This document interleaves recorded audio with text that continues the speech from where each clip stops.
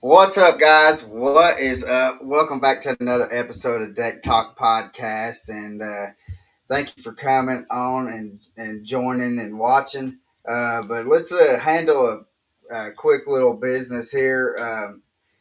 With the sponsor for today is Bruiser Baits, and if you're ready to hook into some serious bass, grab some Bruiser Baits. The tournament proven soft baits and hard baits that put fish in the boat every time.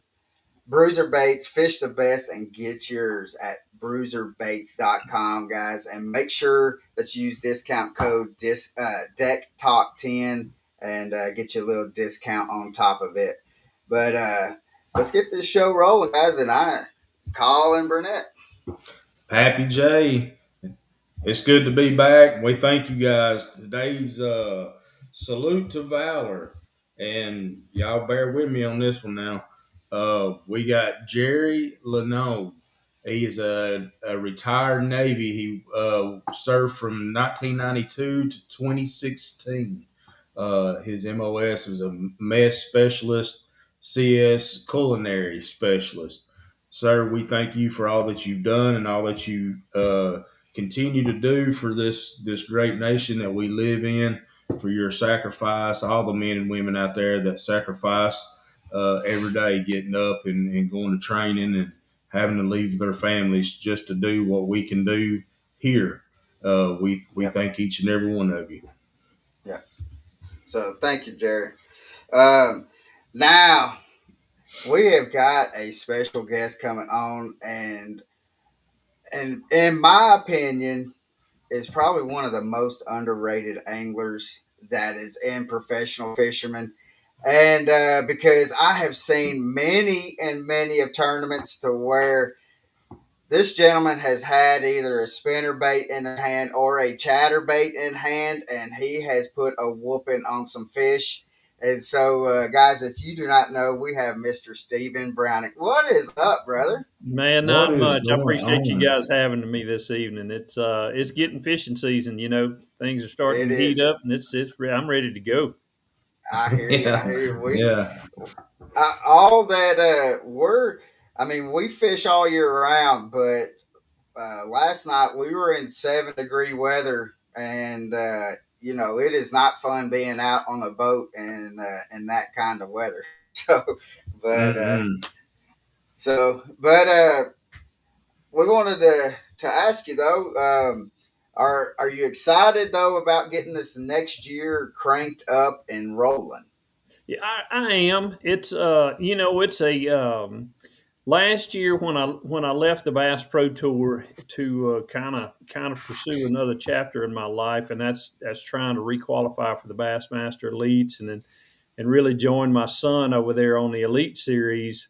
It I was excited, and I didn't really know what to expect. And what I did learn from last year was that there is a group of young anglers that are pretty dang good. And by being around them and kind of watching them fish last year, I feel like I'm going to do a little better this year. I just, it's they say you can't teach an old dog a new trick. Well, that's kind of what I'm going through right now. And Right. it's no longer back when guys, when I first started fishing the opens back in 1995, which is probably before some of your listeners were even born. I guarantee it. The deal was, a man go out and catch him 13, 14, 15 pounds a day, man. He was jamming. And Mhm. Right. as time has gone on, it's not that way anymore. There's not near as many grinding tournaments, and it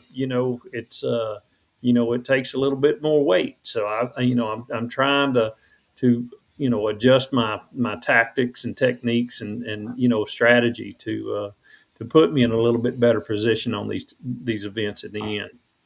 Right. So, speaking of techniques, what's one of your go-to techniques when the bass aren't biting as well, or things are a little slow? For me, it's about putting a confidence bait in your hand, and that's either a spinner bait, a chatter bait, or a square bill crankbait, and and just going hitting as many targets, putting that Garmin force in about 6 or 7, and covering as much water as I can, just to, my theory on that is the more cast you can make at good spots, then the likelihood of you catching 5 at the end of the day is going to be pretty dang good. Right. Yeah. Those are my Now, favorite tournaments, man. I mean, when it just stinks, man.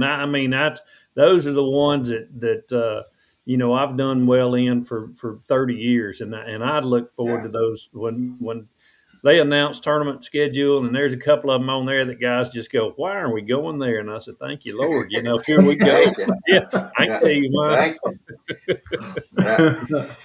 So, what is the mindset, or is there a mindset difference from going from Bass Pro, and to where you may have a 1 pound, 2 pound minimum, and you just go and just catch as many fish as possible? So, what is the mindset change to now you're having to go and now it's a 5 fish limit? Right. It's a deal where now I'm thinking that, if you really think about it, I'm kind of a numbers guy. On that Bass Pro Tour, man, the deal was to catch you about 5 a period, and that was over a 2.5 hour period. So, if you really do your research, you can see the guys that'll catch about 5 a period always end up having really, really good tournaments. Now, granted, they may not be in the top 10, but 9 times out of 10, they're going to cash them a check and get them some good points and make it to the REDCREST. And to be honest with you guys, I absolutely love that format. I really do. I mean, I'm a fisherman at number one, and I like catching, but just fishing stinks to me. I like doing the catching part. And, I think the biggest thing for me, as far as a mindset on the 5 fish limit, is not worrying about where I need to be at a certain time during the day, because it can happen in the next 5 casts. And, the big deal is, and I've had it, I tell young kids this all the time, don't let me see you checking in 30 minutes before the weigh-in time or your check-in time or 15 minutes, man. Give it all you got until you have to leave to check in. And I can't tell you how many quality fish, 4 and 5 pound fish I've caught with just minutes to go of fishing time before I have to leave a spot. So, the mentality is, don't worry if you feel like you're falling behind, because you can keep pushing and put you some confidence baits in your hands, and just keep grinding. And like I said earlier, man, I love a good grinding tournament, but it's just you don't have to catch. You can only weigh in 5. You don't have to catch 50 to be a hero. You only have to weigh in 5, and the jig, the chatterbait, the slow presentations seem to excel, and and of course the Mena guys, they're going the forward facing deal. I mean, so I'm learning that. I'm getting a lot more confidence in doing that as well. So just trying to be a little bit more well-rounded fisherman than I have been in the past. Right. Now, you kind of hit on it, and I just want to kind of just briefly touch on it as well. The forward-facing sonar, we've seen over the past year or two to where they're really kind of cracking down on it. What is your opinion? Do you think that it needs to be regulated more because like the Bass Pro and stuff like that went to 1 period, and then Bassmasters had went to where last year it was like you're gonna have 1 transducer, and then this year now they're just saying, what is it, 1 day? Like Bassmaster now, there's tournaments that allow it, and you can use it the entire tournament, and then there's tournaments where you can't use it at all, not even in practice. So I'll be honest with you, I kind of like that you can't, in my opinion, you can't just totally take technology away from fishing, because if we're going to do that, let's go back to fishing with fiberglass rods and monofilament line and Ambassador 5000s. I mean, you Right. can't take technology away. And the biggest thing is that these kids that are growing up with it, they do have an advantage because their mind isn't as cluttered as ours with years of instinct fishing. They don't know any better. Mhm. They don't know there should be Right. one over there on that log because they've never fished the log, and they're Right. just got the trolling motor down and they're covering water, and they run out. They never run out of fish. Pretty basically, I mean that's Right. somebody said that, and is that wrong? Is that fishing? I mean, dadgum, is trail cameras and deer hunting. Is that really truly, I mean, so it's, I've got, a lot of different opinions about it, but I just don't think that from a standpoint of just completely eliminating it is the answer. Now there is the National Professional Fishing Tour that completely did that, and good for them, Right. And Yeah. but they're a new tournament trail, so I think they're trying to do something different, which in my mind is a great marketing deal, Great deal. and Right. yeah. So I just don't think that you can completely eliminate it because there's just it's out there. People want to know. The biggest problem, in my opinion, the biggest problem with forward-facing sonar is when people watch the live broadcast, okay? Yeah. And those kids, or I say kids, anybody using it, they tend to get so focused in on the screen itself, and they forget that there's people out here that are trying to learn more about Mhm. fish. Exactly. We're a teacher, Right. okay? We're there to help people catch more fish. Whether if you like Yeah. that or not, that's really what your job is to do. And Yeah. for them just staring at the screen, not saying anything, it just people have a hard time watching, and I have a hard time watching true Oh scope yeah. tournaments when somebody's not giving you anything. What the heck do I want to watch the stare at the back of your butt for all day? So Yeah. Right. Right. it's just Yeah.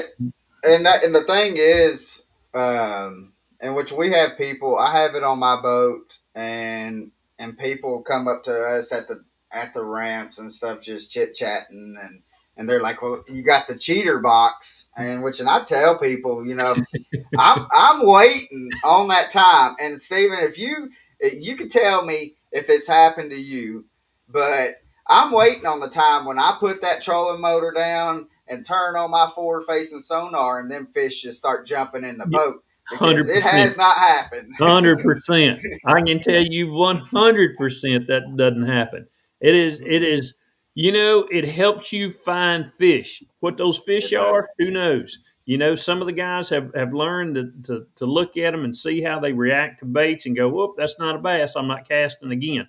Right. And then there's some that'll go, that's him. And that's a 3-pounder, a 4-pounder, a 5-pounder. I mean, they really have done a lot to put themselves at an advantage when you can use it. But no, Right. sir, they don't just jump in the boat and they don't chase your minute down like it was Yeah. the last meal they're going to have. Because if that were the Yeah. case, I'm telling you, I'd be pretty good at it. Right. Yeah. You Yeah. and you had said something a while ago about, and I know you had touched on, your techniques and a few lures. So going back to the lures in a time that's pretty tough, what is the one lure that you're reaching for? When it gets like the toughest, the Hmm. you know. To be honest with you, it depends on the body of the water. Right. I mean, if I just had to, my son and I went fishing yesterday, and it was funny because we got a boatload of tackle, and At the end of the day, when we got to put it up, I said, "Man, it's funny. We got all this crap in here, and we threw 3 baits all day long: chatterbait, a chatterbait, and a chatterbait." Yeah. Yeah. And we played with different colors, different sizes, and things of that nature. Mhm. But if somebody told me that I could only have one style of bait in my boat, it would definitely be the chatterbait. Yeah. Yeah. So Yeah. That's not a bad bait. no, and but because Stephen Pappy, he's a huge spinnerbait guy. So Right. Mhm. and a spinnerbait with a twin tail on it, and he'll go out there and he'll put a hurting on somebody Right. if you allow him to. So sometimes you got to play a joke and kind of just fray up that line. So when he hook sets on something, That's wrong. Yeah. Tell me about it. hey, when he's out there whooping you from time to time, you got to get advantage somehow. So Oh, absolutely, absolutely. so Yeah. uh, how has fishing changed from the time that you started? I mean, technology aside, the forward facing sonar aside, like, has it changed dramatically or not so much, or how has it changed since you've started? Well, probably from the educational standpoint, you got a lot of YouTubers. You got the technology, just better equipment. As far as electronics, better mapping. Back in the day, I mean, I literally you had maps and you had a Lowrance 1240A flasher. I mean, Mhm. and you were that's all you had, and Yeah, that's it hadn't been that long ago. And then we started getting graphs with maps on it where you could throw a waypoint down and sit on that waypoint and throw at something, and it just continues to get better and better. We got reels that'll make casts twice as far as right, that you had back in the days. You have different gear ratios. You have fluorocarbon line now. It's just so much that puts the advantage in the fisherman's hands, and than what I had growing up. right. Everything when I first started tournament fishing, back in the mid '90s, on BASS and the FLW tour and all that, man, it was all about your gut, what your gut tell you to Yeah, do, and you had to just kind of fish off your gut. And now it's more, you can analyze things a lot better. I mean, it's a yeah, you know you can get out there and you can look for them now, and you can find fish, and it's you were hoping that there was one on that point or on that ledge or whatever. Now you can just shine out there and you can see it, or you can idle with your electronics and go over, and a lot of times they'll show up. So it's changed. It's changed a lot, and I think back in the day, more people, they fished because they carried them home to eat, and right. then Yeah. as tournament fishing got bigger and bigger and bigger, it's nobody wants to keep anything, and everybody it's all about bragging and look at me. So it's just a different world now than it was Yeah, 30 years ago when I first started. yeah, and Going back on what you were saying earlier about the forward facing sonar, and I'm not going to elaborate too much on it. I just when you had said I thought, man, that couldn't be more truer words than I've ever heard. And you're the first one I've ever heard say it, but you guys are teachers out there, and whenever I was growing up watching Bill Dance and Roland Martin, Hundred percent. they would take a lure and or they would fish an area and they would break it down, Yes. and tell people about what they were doing, how they were doing it, how they were fishing it. And when you said that now they're not even the kids nowadays are just looking at the screen and you're looking at the backside, and then they're not even saying that. And I thought, man, that's so true. Right. That is so true because they Right. don't say nothing. They're just Producer's constantly. nightmare, man, is to Yeah. have somebody up there that's not engaged with the fan. I mean, it's like you know, I mean, just like us sitting here. I mean, if I just sat here and didn't say anything all day night, you know, you guys would be going like, man, what kind of guy is that? You know, I'd be I sweating mean, bullets. it's time to shut up. Yeah. I mean, there's nobody any better that takes advantage of a camera than somebody like a Mike Iaconelli. You Yeah. know, Yeah. Yeah. I Yeah. mean, when the cameras are on, he's educating, he's entertaining, Hmm. and I mean, he just, I mean, he's being Ike, and that's, you know, when people like to see that, they want to see who you Yeah. are, what Hmm. you are, you know, learn a little Yeah. bit about yourself and learn, and you know, tell me, are you throwing an 1/8 ounce, a 3/16, or a Hmm. 3/8? Tell me a little bit. Tell me how deep Yeah. that fish is. Tell me what he's doing. Right. You know, Yeah. and it's like, because I mean, it's like, man, if somebody sits there and he tells me, oh gosh, there's a big one, he's got it, man, I'm getting to the edge of my seat, going like, get him, get him, get him. You know, and then, but if you're not telling me that, I may miss the catch because I run to go get me a Mountain Dew out of the refrigerator. You know, Yeah. Right. so yeah, I mean, it's just you know, I don't know. I mean, if this sport is going to grow, it's got to attract the non-endemics, and the Yeah. non-endemics are not going to back a bunch of guys, you know, not educating the general public on you know what we're doing and stuff. So Yeah. you know, it's a long road ahead of us. Yeah. And it's sad to say. That's sad to say, really, because I mean, I've enjoyed those coachable moments, those Yes, teachable moments, again, I'm not trying to get off on it, but it really has taken away from that. And it has. Yeah. It's when you said, going I to didn't be. think about that until you had brought it Yeah. up. That's great. Yeah.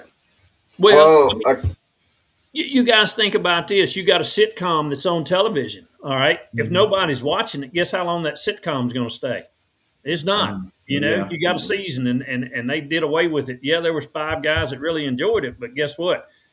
5 guys don't pay the bills. So I mean, it's a Mhm. right. deal where, you know, I know that all the organizations are telling the guys like, look, man, that you got an audience sitting right there. There may be and I tell my son this all the time. There may be somebody watching that's got a big old pocket full of money that's looking for somebody to sponsor, and guess what? There's a bunch of them they not going to sponsor. So Yeah. Yeah. give Yeah. them something. When that camera's rolling, give them something. You know. Hmm. Yeah. So Yeah. And I think that, what was it, a couple years ago at the Classic, um, Humminbird done a deal to where they actually popped it up on the screen to where you could actually see what the angler's looking at. And I right, thought that was probably the best thing, because that was the problem that people were saying is we can't see what they're right, looking at. right. And I'm surprised that they really haven't utilized that more than what they really have. You're right. Yeah. 100%. Yeah. 100%. I've you know, it's I think the biggest challenge that they have from a production standpoint is that, you know, now instead of just having one Ethernet cable that runs to my camera to your unit, some guys only have like for instance myself, my unit up front that I have on my Garmin last year was strictly just for forward facing. 16-inch unit Right. strictly for forward facing. I didn't have anything else shaking hands with it. So for them to come in there, now you got to run a wire all the way up the front deck, and you know it's a Garmin. All right, the next guy you get in the boat with the next day, he's got a Humminbird. The next guy you get in the boat with, he's got Lowrance. So you know it's Right. that is the best thing in the world. I love it when they do show, you know, a part of the screen that shows what the guys are actually looking at. So Right. if we could Yeah. just get them to talk about it a little bit more, and you know that'd be even Exactly. better. Yeah. Exactly. So, um, you've been fortunate enough to fish in what, 10 classics, and then also fish in REDCREST. Right. Several Um, Forest Wood Cups. correct. Yeah. Yeah. So what? Because we've done media work for Bass during the Classic, and we've done media work for MLF during REDCREST, and to me, it's more exciting to see as a viewer to see the fish coming up on the stage, to see five fish bag. Is there? Do you like that format as like how the Classic is too?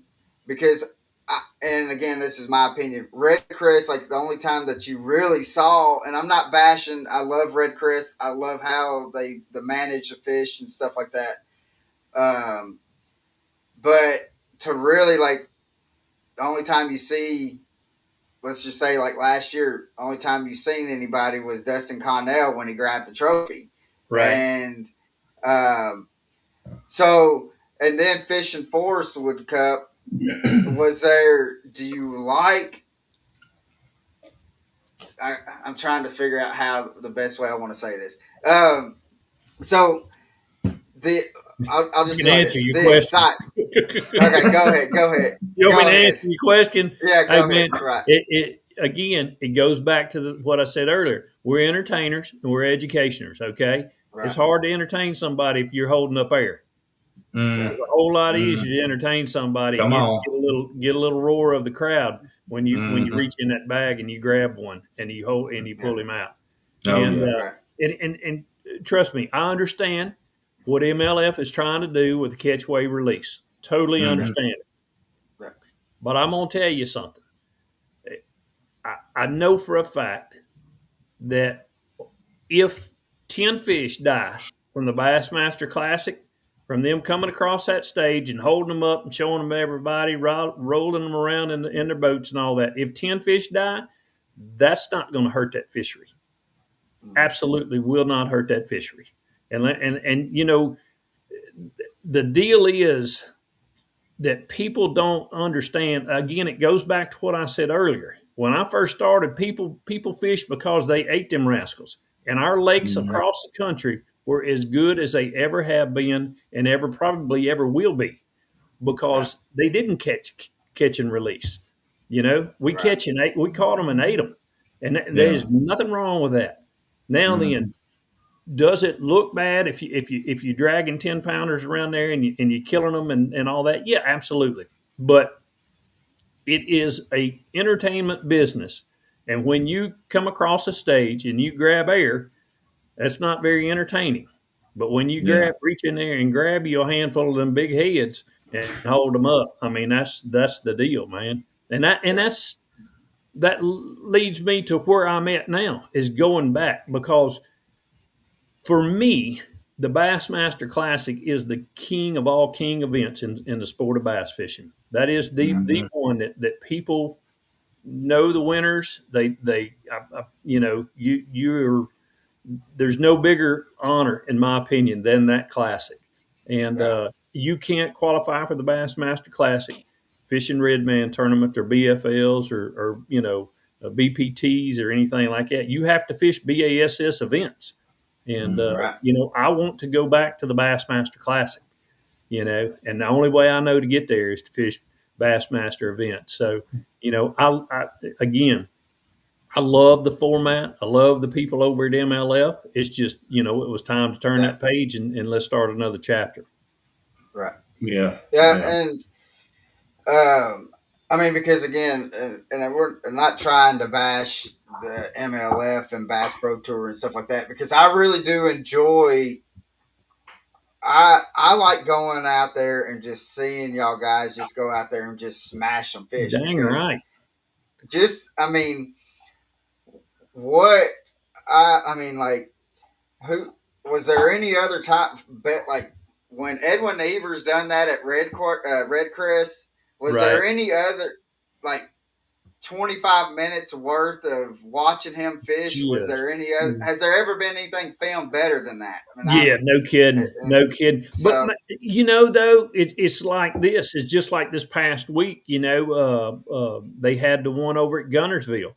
And here comes I think the boy's name was Jacob Walker that finished second. You know, a Yeah. little less than a pound and a half out of beating Drew Gill, and it was like, can Drew Gill hold on? You know, and here you come, you putting the pressure on him, and dude, I'm gonna tell you, when you got somebody screaming in the back of you and sitting back here in the back of the boat, letting you know what everybody else is doing and what you're not doing, Yeah. That's some intense competition, whether if you like Yeah. it or Oh, not. yeah. I mean, it is as intense as an intense gets. It Yeah. makes you Yeah. do some stupid stuff, and it makes you do some smart stuff. But it's. I honestly think it's a great format, and Yeah. you know, I enjoyed it. I mean, I got into it. Oh, yeah. It was fun. But Well, yeah, and I well, like the deal where they. Jake Lawrence last year catches a 5-pounder oh, on the last cast to beat Wheeler. You know, on I mean, on not Nickajack. because it was Wheeler, just because Yeah. he did that on the last cast. You know, and Yeah. it's like, Well, holy crap. and Wheeler actually had a fish on Yes, that he did yes, not get it over the didn't get it gunnel. in the boat. I Yeah. mean So that's pretty good competition. Mhm. If you're looking at it from a competition standpoint, dude, it doesn't get much better than that. I mean, it Yeah. really doesn't. Yeah. so let's see. Jerry Brusso said, "Let's talk about being live in the boat. The anglers has a spinning rod in one hand and a flogger in the other, laying on his stomach halfway out the boat.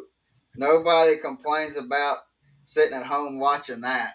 Yeah. Yeah. It's kind of the same thing. I mean, the flogger is the the forward facing. You know, the flogger Yeah. took over forward facing, and you know, that perspective mode, which doesn't get a lot of you know a lot of play time, so to speak. Man, it's a flogger too. You know, Yeah. I mean, when they're like on the beds and stuff, and guys or in grass beds, and guys are using that. I mean, that's taking advantage of technology, and Yeah. you know, you can't. I mean, I don't like doing it, but I can't take that away from the guys who are good with it. You know, I mean, Yeah. Right. they're catching them. Oh yeah. Yeah. Without a doubt. Without a doubt. That flogger makes me sick. I can't sit there and look at it, man. I get seasick. I'm not Oh, kidding. we I got a buddy of mine that has one, and I had him just bring it out on Chickamauga, and knowing that I was not going to be able to see anything, but I just kind of wanted to feel like what it, because I'm like, man, I feel like I'm falling out of the boat, Hundred and percent. and talking about an ab workout because you're trying, the boat's rocking and your head's pushing down on the flogger, so it's sinking down. And I was like, I done it for about a minute, and I says, "Nah, I'm good. I'm good." Yeah, yeah. There's some guys that are a little bit more agile than others on that with that. I can promise you. Right, right. So, is would you rather go after greenfish or would you rather go after brownfish? Well, if I can take something and flip around from the brownfish, I don't really like catching smallmouth on light tackle. I'm just not much of a light tackle kind of guy, you know. Right. I've I would have to. I guess I've had some amazing days of catching smallmouth on a chatterbait or a spinnerbait. I mean, burning them, and to me, there's nothing better. It's all kind of like all about the bite, you know. Yeah. Yeah. I mean, if you're Yeah. dragging a tube around or drop shot or something like that, it's just, oh, there's one mushy. Mhm. You know, Yeah. I like to trick them where they want it and they can't stand it and they're fixing to kill it type. You know, Yeah. When you have to put your hand all the way down into the back of that mouth to be able to get that's what it's about. that's Yeah. what it's about. Guaranteed. And I remember, I cannot remember the lake that you were on, but I've watched it so many times because especially like when I was learning more details on the chatterbait, I can remember you were fishing a tournament and and you was around a bunch of like deadfalls and trees and stuff, and you actually won the tournament out of that little pocket right there. And I can remember like he was flipping up around, throwing the chatterbait around them logs. I mean, and it seemed like it was cast after cast that you was just smashing these largemouth with it, and that's why I tell people, like, when we're talking about you, like, I think that he's just the most underrated angler, because when he gets that spinnerbait or chatterbait in hand, that there's no telling what he's going to do. And I've seen you do it multiple times, because you came back and actually won that tournament. And so that was probably the cup event down that we had in Texas, where we went to several different lakes, and they all had standing timber and laydowns and everything, and everybody was throwing shaky heads and flipping and cranking and doing all that, and there was like hardly anybody throwing a chatterbait, you know. And I had it in my hand, and it stayed in my hand the whole time. Oh yeah, yeah. So is there any kind of like modifications and stuff that you do to a chatterbait? Yes and no. A lot of it is changing the trailers. I've had it happen several times where, you know, and I play around with a lot of that when I'm just fishing. Is when you're on a really good bite with a chatterbait, and you know, everything's going real good. A lot of times I'll just change colors, change styles of trailers, just to see if it's any better, so to speak. And a lot of times I've found that trailers do make a huge impact on whether or not those fish want to react to it or not. And I mean, I've had times when literally catching, you know, a fish every 5 minutes, 8 minutes, something like that, and on a straight tail, like a shad style tail on it, and then put a paddle tail on it, and then the bite goes to pot. You put the other tail back on, and it picks right back up. Right. That's the biggest thing I could tell people is to, you know, in my mind, it's like if I'm trying to think like that forage fish, like that bluegill or that shad. Okay. Am I just out there lollygagging around, or am I really moving? If something gets behind me, am I ready to get out of there, or am I just swimming with him? So, and what I mean by that is there's days when a slow, steady retrieve with a paddle tail on it is money. And then there's days when you put that razor shads, which is a shad style tail on it, and it's like, man, they're trying to get away from it, you know, wherever that bass is. I'm not sitting around here, you know, I'm wanting to get away from him. And, you know, and that creates the bite, you know. So it, you know, I tell people like a shad style trailer, a paddle tail, and like a crawl or something, you know, a double tail type trailer. That's about the only three trailers that you truly need.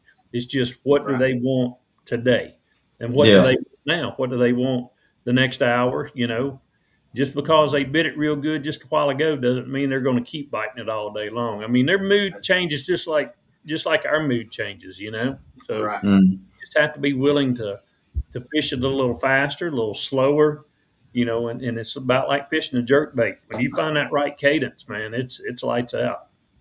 So to kind of piggyback off of that, and the spinnerbait, is there anything that you could kind of give us, or are you doing are you doing any modifications to spinnerbaits? And if so, you know, what kind of modifications are you doing? Most of it's more just what the blade, what I feel like they want that particular day on a spinnerbait. It's like, you know, for me growing up here in Arkansas, and I fish a lot of the Oklahoma lakes. I mean, it's like you want a lot of thump, you want something you know, bright. There's lakes, Chickamauga, for instance. Any of those TVA lakes, I tend to get more shad colors, and I like bigger blades. I just think bigger blades on those. A 5, 6, 7 inch or 5, 6, 7 willow blade. A lot of times we'll just crush them, and Yeah. so it's more of what the water clarity is, what the water temperature is, and whether or not we have is it a feeding day, a cloudy, overcast, Mm-hmm. windy day where you feel like Right. they're more aggressive, smaller blades, faster retrieve, as the barometric pressure gets up, and the fish tend not to want to, they're not real active, so to speak. Then a big old slow rolling thumping willow blade, or in dirty water, a Colorado blade, really excels to me. And Right. you kind of hit the nail on the head with the. A lot of people don't like the wind or the over, it being cloudy or even rainy or whatever. I love it because Hey, that's when I'm really picking up my spinner bait and working it. I 100%. mean, I'm going to those main channel points that where the wind's blowing up against the bank and just really working that point, one way or another, or targeting certain things, rocks, stumps, or whatever, where I think bait might be getting pushed up to. Right. 100%. I love that. Yeah. That's one of It's my favorite things. like I said, it goes back to what you just said. It goes back to the bait fish. You Yeah, know, I mean, Right. it's a bass isn't you just going to sit around and hope that he eats. yeah, yeah. He's not going to be in a pocket where there's not any bait, there's not any Right. bluegill, there's not any crawfish crawling around. He's going to be around food. Yeah. That's just nature. That's how Hmm. that's how we survive in nature, is by eating and drinking. So they got plenty Hmm. to drink. They just need something to eat. So Right. the wind, I don't care if it's 38 degrees outside. If that wind is blowing, you need to be in the wind. Yeah. Trust me, Yeah. it's going to feel better over there on the other side of the lake where Yeah. the wind's not blowing. Yeah. You're going to feel better, but I can Hmm. promise you're not going to catch as many as that old boy sitting over on the other side fishing in the Yeah. wind. You got that right. You got that right. So, you're fixing to be heading out to the Kissimmee chains, Right. and I want to talk about like your preparation. How soon or how early are you looking at the Kissimmee chain and figuring? I know that you fished there quite a few times, and so you kind of have history in it. Do you go off of history, or do you kind of just let the fish tell you and kind of fish the moment as you're getting into it? Yeah, the big thing for me is going to be watching this weather system that we have moving in on us. I've been watching the weather down there for about the last probably 2 weeks, and just trying to see where I feel like the fish, what they're going to be doing. I know for a fact that cold front's fixing to blow through down there. It's going to get in the 40s and 60s down there, and those Florida fish do not like it. So in my mind, it's like do you take a gamble and lock through and run all the way down to Kissimmee? Going to take you about an hour and 15 minutes to get down there. So you're going to lose 2.5 hour days of your time fishing, possibly 3 hours, if you don't hit the lock just right. Right. So it's like, I'm going to spend time down there, but I've got to be able to put myself in an area like it down at Toho, that I feel like in a 4 hour period I'm gonna get 6 or 8 bites. Or Mm. Right. do I stand up, or do you stay up in Toho where you don't have to lock and fish up there, and potentially put yourself in an area that might produce 10 or 11 bites, Yeah. and Right. and and to be honest with you guys, it could be a deal where you're fishing for 5 bites a day. If they get if Right. they get funky. I've been down there where it is tough to catch one, and it can happen. So, from a preparation deal, I've been around some of our lakes around here, and really tried to fish similar to the way I would fish there, chatterbaiting and flipping. I mean, it's a. I mean, I'm not. It ain't rocket science. There's gonna be about 4 baits that are gonna play, and if you get to messing around, we can't use forward facing in that one. So forward facing will not be allowed there. So the minnow pingers, they may struggle. I can promise you, they're gonna struggle. So you're gonna have to be a fisherman next weekend. And I'll be honest with you, man, there's probably isn't a better time. Now it's gonna stink. I can just tell you right now, fishing is gonna be hard. And there's probably not a better time from a teaching standpoint, from a man who depends solely on that forward facing deal. Like, look, dude, you got to be a fisherman this week, okay? You can't rely on that stuff to let you know if you're around one. You got to fish off your gut and off your instincts. And it's going to be, I think it's going to be very interesting, especially with the way this weather's setting up. Yeah. Now go ahead. Go ahead. Well, you said earlier about the and I'm kind of big on it myself. Barometric pressure. Some people don't really pay attention to that. How often are you really paying attention to the barometric pressure? I live and breathe by all that stuff. Yeah. I really do. I think it's a big deal. I think probably the biggest thing is there's apps out there that tell you a time frame of every particular day when game should be the most active. I look at that and I schedule my round. All right. I want to make dang sure that I'm in my very best water when that says that, hey, this is the feeding time. I want to be in my very best place that I feel like I'm going to catch me a big one. That's when I want to be there.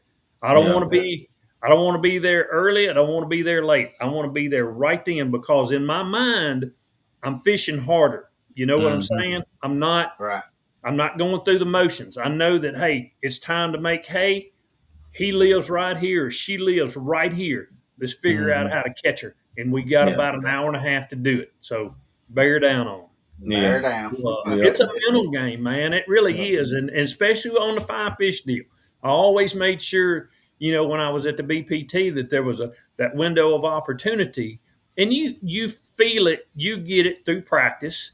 You feel it. As you practice each day, there's certain times of the day where you go, dang, man, the birds are up. Nature's just alive. And you have to make mental note of it, but you got to make a mental note of it where you don't forget it, because you get out there and you just start going through the motions, and the next thing you know, you look down and go, oh my gosh, I missed out on that deal, And I don't set a watch or anything, by it. I just know I'm only going to give this area, 35, 40 minutes. I'm going to rotate. These are my areas. I need to make sure I'm right here at 10:30 this morning. Yeah. Jerry asked, what is your favorite bait to flip and color? My favorite bait, bar none, is a jig. I mean, if I could, we talked about that earlier. If there was a bait that I could only have one, if I could have two, the jig would be the next one. Black and blue jig, and if they still made a good Uncle Josh pork rind, number 11 pork rind, I'd put that back end of it. You went way back. Yeah. But I remember back when we were kids, man. I say kids, when I first started fishing tournaments, I was 16, 17 years old, and my older brother was 2 years older than me. He literally would show up with a brown paper sack. He'd have him a jar of number 1 Uncle Josh pork rind and a black jig. And seriously, I mean, I ran the trolling motor, and he sat in the back of the boat, and he would tell you his job was to get 2 bites. That was his job in a team tournament. If he could get those 2 bites on that black jig with that number 1 pork frog, more than likely we were going to weigh him in. And unless I got to going good, but Yeah, a yeah. black and blue jig with some type of just straight tail trailer is Mm-hmm. Yeah. really it's hard to beat. I mean, Yeah. hard to beat. Jerry says they do make the number 11 again. So You got to be real careful. And I'm not knocking them. I mean, it's just it just is what it is. I mean, it's a deal where it's hard to find the right pork, and it goes back to technology again. I say it's Mm-hmm. technology. It may not be technology, but the deal is the way they raise these pigs these days. They're more worried about getting them to a fat and to the processor instead of making pork frogs out of them. You know what I mean? Mm-hmm. So right. it's a deal where you got to be careful when you pick that jar up. Shake it around, look at it real good, make sure there's one or two of them in there that's going to be fishable. Because I've gotten jars that they just you throw them in the trash can. I'm not knocking anybody. It is what it is. Yeah, Right. yeah. So do you have a lake that it seems like every time that you go there that it just has your number? Oh, that has my number. Mm-hmm. I'm gonna be honest with you, and I love fishing. I just don't like fishing tournaments up there, and that's the St. Lawrence River. Uh, I don't know what it is about that place, and I am a river junkie, but I just cannot get dialed in up there for some reason, and Right. it's like, golly, man, you go and I have a good tournament or a decent tournament, and I go back again 2 years later, and I'm in the hundreds, and I'm like, Yeah. I just it's hard for me to figure out. But I told my son this year, I said, dude, this is what we're going to do this summer. We're going up there and we got to spend some time. And by me saying that, this is the deal. It's hard to live in Arkansas and know how to catch a brown fish in New York in the current. Oh, You yeah. can't go practice. I cannot go anywhere in my area and practice that kind of fishing. Mm-hmm. So I have to go up there and spend time, Mm-hmm. to learn it, to understand it. And I tell Bo this all the time because he's 24 years old and he's got a long career ahead of him. You know, the Champlains, the St. Lawrences, the St. Clairs, the northern swing, what they call the northern swing, in any circuit is the make or break deal. I mean, Yeah. that's the deal that makes the classic, doesn't make the classic. Angler of the year, second place in Angler of the year. Those Yeah. lakes are the ones. And you Yeah.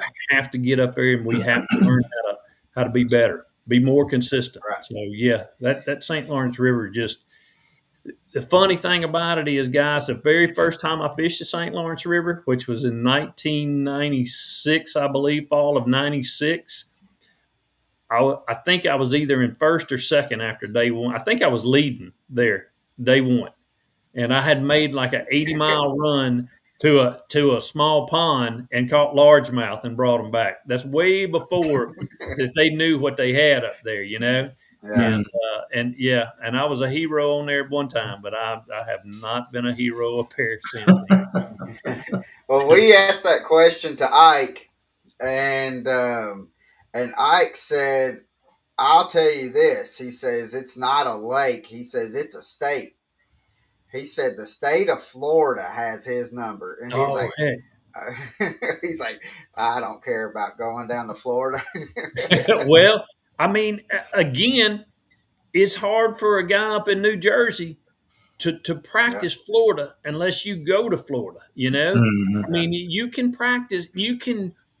That's one thing I've always said about Arkansas fishermen. The Arkansas guys at the pro level have always had a history of doing really, really well. And it's because of the diversity of our state and our fisheries.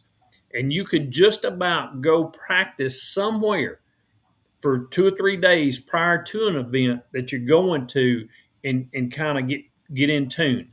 And but there's just some places in the country you can't duplicate. And Right. Florida's like one of those. I mean, New Jersey and Florida, I don't even think they Total got any of different the space. same letters in their names. I mean, so it's a yeah, it's a Yeah. it's a different world, Yeah. and everything looks the same. You know. So Right. I grew up in Nashville and fishing the Cumberland River. Then we moved to Chattanooga and then fishing the Tennessee River. And like I could find fish in the river, but when it comes to like going to like let's say Lanier or Hartwell or something like that, how do you go about? Because like I might as well just if I'm going to a Highland Reservoir, something that's even like deep, clear water, I have a better chance of catching fish out of the boat in the parking lot than going actually out on the water.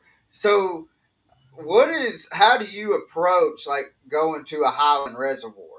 Well, my big deal is number one, transition banks. If you're a bank beater, then you got to look at what that bank has to offer. And there's in a any given 2 mile stretch of the bank, there's going to be about three or four good places, and Right, it's there's something about that where it just transitions to a different rock, a clay to sand, things of that nature, and then and I mean anymore, you just get out there on a point, start running points, and points just hold fish. And right, there's some points that they like, and most likely it's going to be the points that are closer to the main channels that right, the fish will like. Points that have a little bit steeper drop off, not a tapering drop off. And then if you're a river guy like myself or like some of the other guys, man, just take off and get in the skinniest water that you possibly can get in, and right, and start there and start target fishing docks or lay downs, isolated wood, things of that nature, rip rap banks, things of Mm. I can remember the tournament, the the classic. I want to say Casey Ashley won when it was so stinking cold. I don't remember. You guys remember? I mean, it was like yep, 13 at takeoff, and right, man, I had like one of the very best practices pre-fishing up there. Before we were off limits, and man, I was so excited to get back up there. And then that cold came in, and things didn't change up very much. And I'm like, man, I think I'm gonna be okay. And lo and behold, I was fishing in some skinny water. When the first day of the tournament, we roll out there. My best place that I had about an inch of ice on it, and I'm like, "You got to be kidding me! You got to be kidding me!" And it's like, I don't know, but they still caught them. They caught yeah, them real good, in my opinion. I mean, 16, 18, 20 pound bags were rolling in there, and it's just like I honestly, I've had the very worse luck at the classic with crazy weather moving in and just destroying what I've got going on. And yeah, the month two times at Hartwell, I really thought I was going to blister them. And I mean, one time it was the ice came in, and then the second time we had literally a flood come in the Tuesday or the Wednesday of practice and all day Thursday, and I'm just sitting there going like, I cannot believe this. I cannot yeah, believe it. Gunnersville, I had the wind that just relentless one year that just tortured a couple of places that I had, and I was just like, I can't win for losing in these things. So I want to get yeah. back to the classic because one of these days I enjoyed honestly I enjoyed the summer classics way better Oh than yeah, I do these other ones because just simply because everything was really stable and nothing was really gonna they're it's hard to mess up the weather in the summertime. right. So Yeah, because I know like the past. This will be my fifth classic, and but the past three classics, the last time that it was in Knoxville, they had, it was like mid 60s to 70-degree weather during practice. Right. And then the tournament happened, and then the light switch just flipped. You had rain and 28-degree weather, and they were fishing on ice on the deck of their boats, 100%. and Yeah. none of them were really. I won't say they wasn't ready, but I mean, they're like this. When we were doing the interviews with them, they're like, "This is, you can't prepare." No. I mean, you're No. fishing for how the conditions are, and Right. they're like, "We Right. had 65, 70-degree weather," and 3 days ago. Yeah. right, Yeah. and then in Tulsa, they had, it was just monsoon after monsoon down Right. there. Right. And then last year they had 40, 50-mile-an-hour winds in Fort Worth. So Yeah. it's like, That, you and can't win or lose it. that is one thing about having a March classic. Right. The guy that wins those, I mean, it's almost like, did practice really help him, or is he just fishing the moment instead of fishing Right. in what he's learned? So that's the biggest thing about that time of the year fishing. Whether it doesn't really matter wherever you are, you have to fish the conditions that you're faced with now. Mhm. Right. Don't rely strictly on what you hope happens, Yeah. from practice. You have to, everything has to line up right during the month of March for the weather to stay the same for 7 days. It just Right. Yeah. does. That's a But bipolar month. right, right. I mean, it's just like we laugh about it all the time. The anglers do, because we're like, man, if you want some new weather to move in, holler at us and we'll have a tournament over there. And Yeah. trust me, it will change. Yeah. It's probably going to change for the worst. Now, Yeah. don't think it's going to get better. It's probably going to change for the worst. It's just like the Florida deal. Haven't had any Right. cold weather down there all year, and all of a sudden we're going to be there There next it week. It's comes. going to be the coldest it's been in a Yeah. long time. So, as So a mentor yourself, um, what is the best advice you got from a mentor over your career?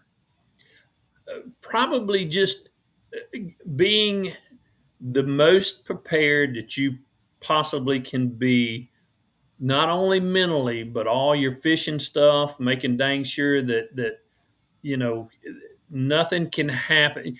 Control what you can control, I guess, Mm. is what I'm trying to say. Yeah. That's all you can do. Yeah. You can control right. what Stephen Browning can control. Right. And that comes from preparation leading up to any event. You have total control over all that. Now, what Mm. happens, when you're out there on the water, then you've got to take advantage of when it's your time to shine, and Mm. then when it's not, you have to understand it and really go, okay, I know I'm not on anything. Do I continue to practice?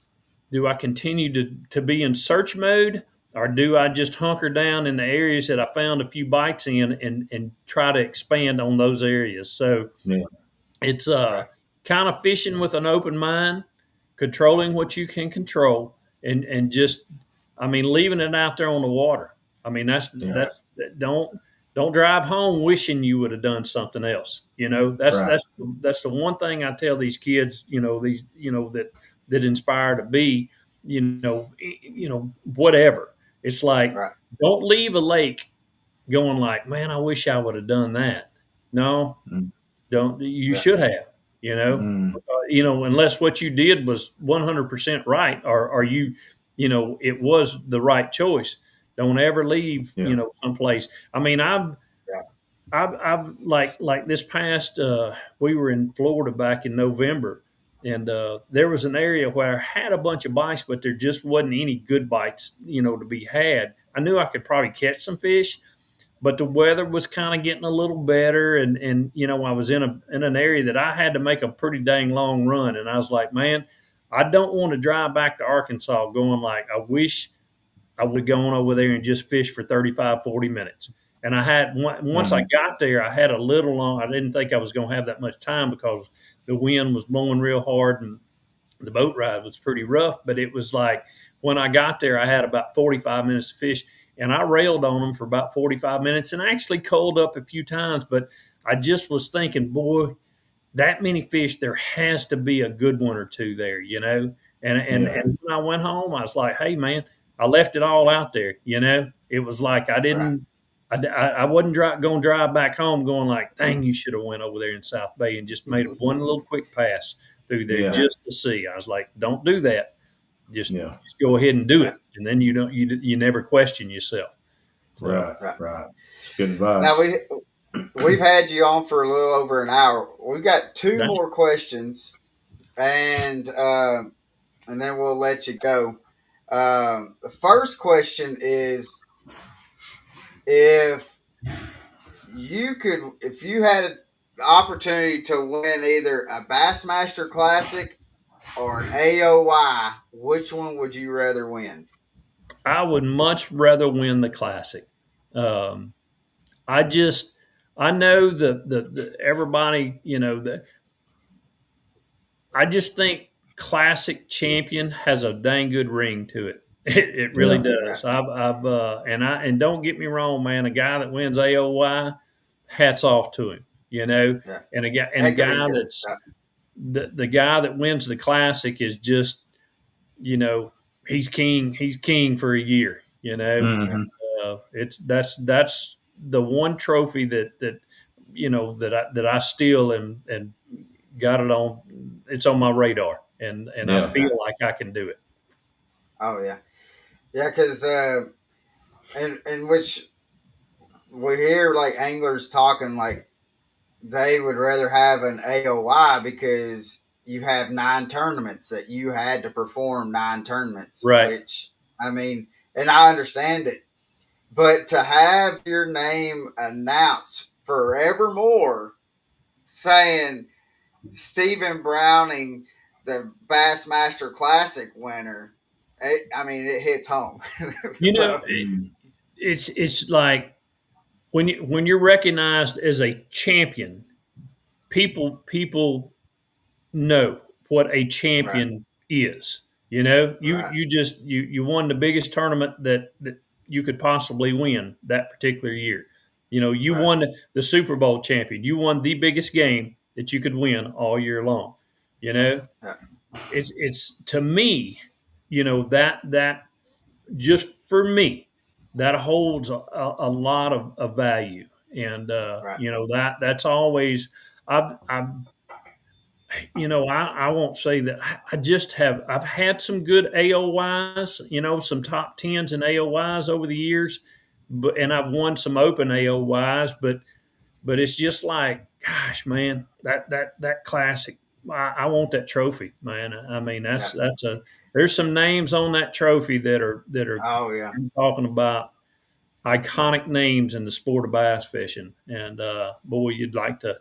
There'd be nothing better than to have a little plaque on the side that engraved, you know, with my name on it. Right.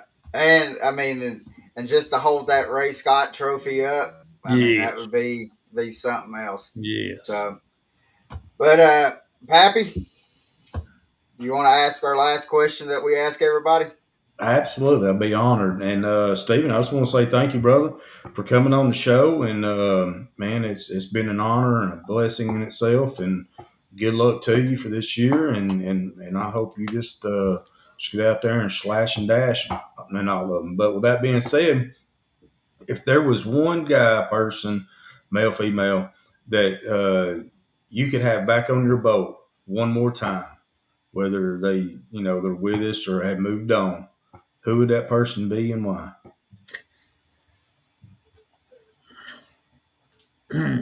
That's a tough one. I knew. Why you got to end it like that, man? Honestly, it would be my mother. I mean, I lost my mother when I was 25, and I can't tell you how many times she would help me load my boat up in the back end of a Ford station wagon that was 28 feet long, and we'd stick that 12-foot flat bottom in the back end of it, put 2 cinder blocks in the on the end of it, back there by the back seat to hold it in place, tie her down, and she would haul me about 25 miles to a lake that I had access to. My grandfather knew a farmer, and they would just dump me there, and she would do that at dang man, probably 7 o'clock in the morning. She'd come back and pick me up like 5 or 6 in the evenings, and literally 4 or 5 times a week. I mean, they just knew that I had a scull and paddle, probably 3 or 4 rods, and a tackle box, and I sat out there and I would fish all day long. And she went with me several times, and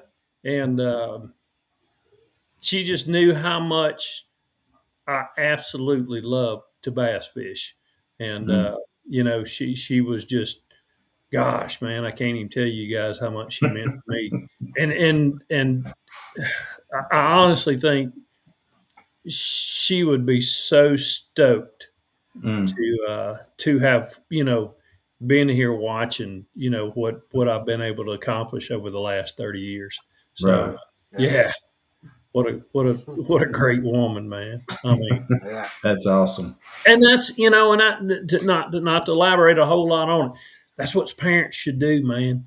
I mean, that's I learned that from her. That's what you need to do. Take these kids, man, wrap them up, love them, because you don't know if you're going to have them for 25 years or they're going to be able to grow old with you, So you just have to cherish every day you have with your family and loved ones, and that's what life's all about, man. Just that's a deep hope. Tell them you love them, man. Yeah.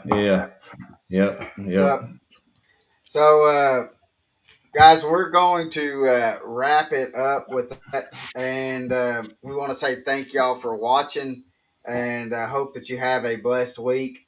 Next week, we are going to have probably one of the nicest guys in professional fishing, and Stephen, you may know him, you may not. I'm sure you do. We're going to have Mr.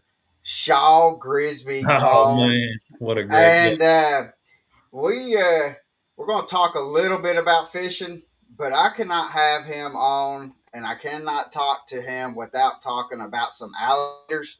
And because Mr. Shaw loves going after some big old gators. So yes, he does. So we're gonna have him on. Make sure you tune in, and real quick, Stephen, can you tell us like how people wanting to follow you? What's the best way to follow you? Yep, Stephen Browning Outdoors on Instagram and Facebook. Those are my 2 social platforms. I have a StephenBrowningOutdoors.com. Kind of keeps you up to date of where I'm at, where I'm going. Any articles or things of that nature that I've done. Recently they'll update those there as well. So we're trying to. My New Year's resolution was to be a little bit better with social media. So, and that's a full-time job. I'm gonna do it. It's that's the other part of the job, Yeah. It's fun. So it's fun.